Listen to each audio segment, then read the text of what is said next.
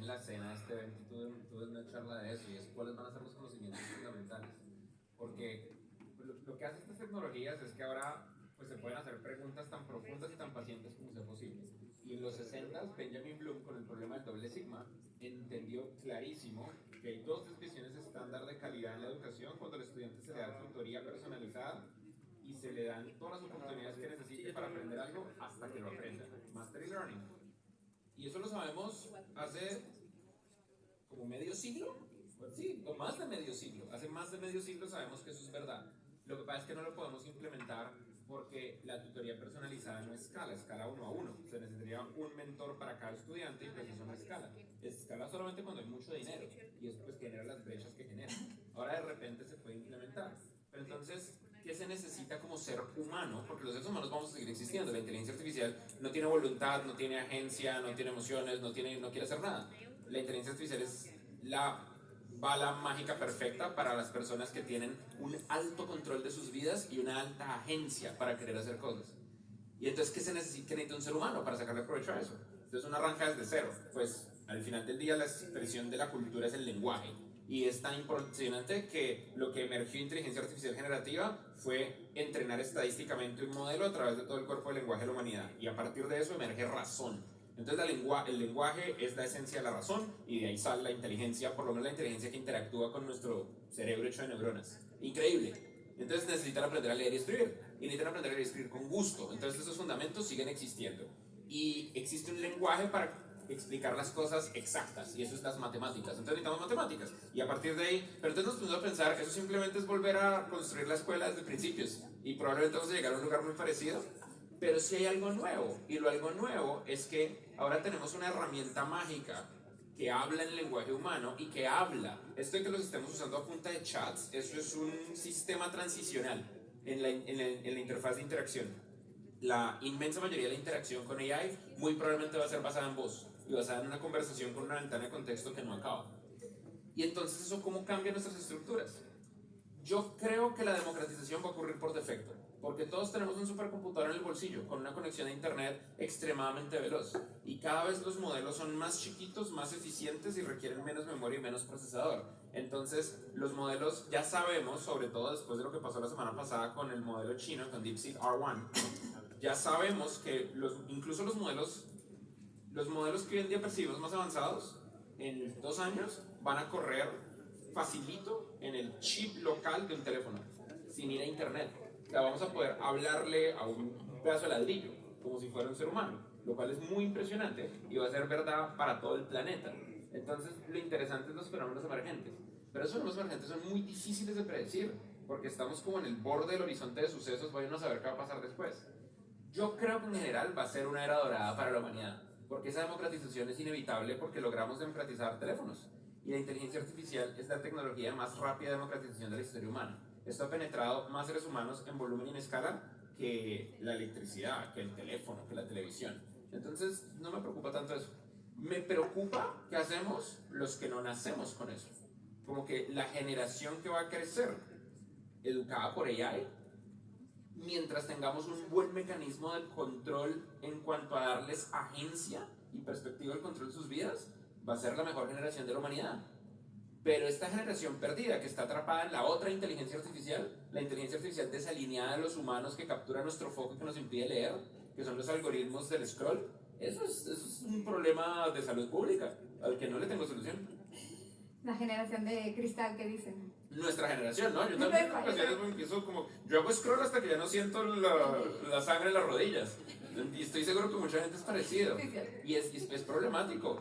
Esto ocurre porque tenemos inteligencias artificiales, TikTok en China, Instagram en Estados Unidos. Estamos entre el analógico y el digital, inteligencia artificial.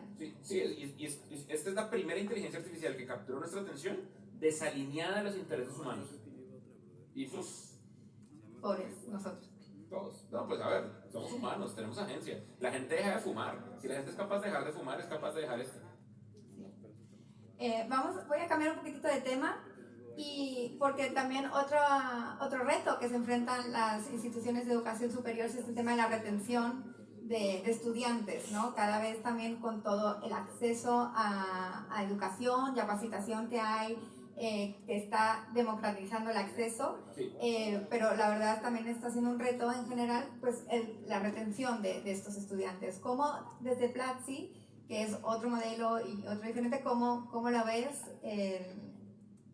No, pues si ustedes creen que tienen un problema de retención, imagínense a mí. No hay ninguna razón por la cual un estudiante de Platzi tenga que seguir estudiando en Platzi. Ninguna. Porque yo soy una plataforma de educación online donde la gente voluntariamente tiene que dar clic para aprender. Y voluntariamente tiene que quedarse hasta que aprende. Y voluntariamente tiene que darle clic a la siguiente clase. En la educación tradicional se crearon un montón de mecanismos sociales que hacen que la gente quiera ir. Yo quiero ir a ver a mis amigos, existe un compromiso y un contrato social de que a cierta edad mi trabajo es estudiar, entonces mi trabajo es ir a este lugar y esto ocurre desde que soy muy chiquito. En mi caso yo agarro a adultos que ya probaron la libertad y simplemente les digo, oiga, crea en mí, si usted viene acá le va a tener más plata.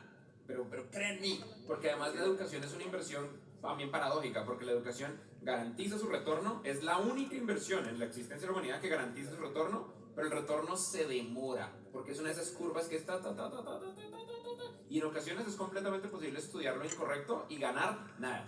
Es completamente posible que uno estudie una carrera que tenga cero retorno. Cero retorno de inversión realmente yo creo que es irrisorio. Muy probablemente en una línea de tiempo lo suficientemente larga, toda educación tiene retorno. Pero el retorno puede demorarse tan duro que no sea aplicable a la vida que uno tenga y que genere un cierto tipo de dolor. Todo esto es para decirles que está más jodido de mi lado. Y en ese sentido, ¿qué le haces? A mí me gusta mucho lo que está haciendo Western Governors University y Arizona State University, que es atender la realidad de que la educación necesita wins rápidos y en vez de certificar una carrera entera, certifican los pedacitos de la carrera que uno va armando para completar el rompecabezas de la carrera. Sí, ese desacoplamiento de los logros me parece fundamental, también porque en gran parte pues sí existen como dos capas de la educación. Una es los fundamentos necesarios para lograr grandes cosas. Por ejemplo, lo que hizo el equipo de DeepSeek para lograr optimizar el modelo de inteligencia artificial es fundamentalmente ciencias de la computación duras. E ingeniería de software dura, es matemáticas. Es la implementación de técnicas matemáticas de las ciencias de la computación que uno aprende normal, pero a lo que uno no le pone tanta atención, pues esta gente le puso atención y entendieron una serie de algoritmos y sistemas y mecanismos que redujeron dramáticamente el uso de memoria y el uso de CPU, siendo esto como la cosa más avanzada del planeta. Y no lo hicieron a través de invertir miles de millones de dólares en megaservidores, que seguro también los tienen, pero principalmente en tener un grupo de personas que entendieron los fundamentos. Pero luego que se entienden los fundamentos, lo que va avanzando es distinto.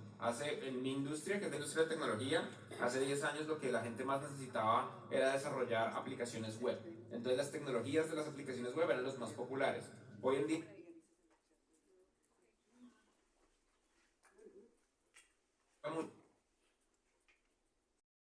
es más desafiante, porque esta es una de las cosas que los modelos de inteligencia artificial generativa van a comoditizar. Pero eso no es necesariamente malo si simplemente agarro mi conocimiento fundamental y lo traslado a la creación de estos sistemas y a conectarlos entre sí, y si no tuviera esos fundamentos pues no podría avanzar. Yo me pregunto qué va a pasar más alrededor de otras carreras. Hay carreras cuyos fundamentos pues, son durísimos. La carrera de medicina tiene unos fundamentos muy duros. La carrera de derecho tiene fundamentos entendidos, pero también muchos de sus fundamentos están conectados alrededor de normas y reglas sociales que van cambiando con el pasar del tiempo y cuya interpretación requiere o el consumo masivo de inmensas cantidades de texto o ahora el uso de mecanismos automáticos generativos de análisis de ese texto para regular y acelerar el proceso. Entonces yo sospecho que lo que va a terminar pasando es que vamos a acelerar mucho las profesiones y que probablemente en nuestra esperanza de vida vamos a ver la transformación del concepto de lo que significa ser profesional. Porque hoy en día nuestra profesión es nuestra identidad. La gente se presenta como yo soy un ingeniero de software, yo soy un abogado, yo soy un no sé qué, yo soy un administrador de empresas. Y las cosas culturales tienen una inercia implícita que toma mucho tiempo desarmar. Pero la cosa histórica que típicamente desarma más rápido la inercia cultural son los avances tecnológicos. Cuando una tecnología es 10 veces mejor que lo que había, no hay nada que la detenga. Y otras cosas culturales han ido desapareciendo. Me sorprendería que esta se sostenga. Yo lo veo como algo muy positivo.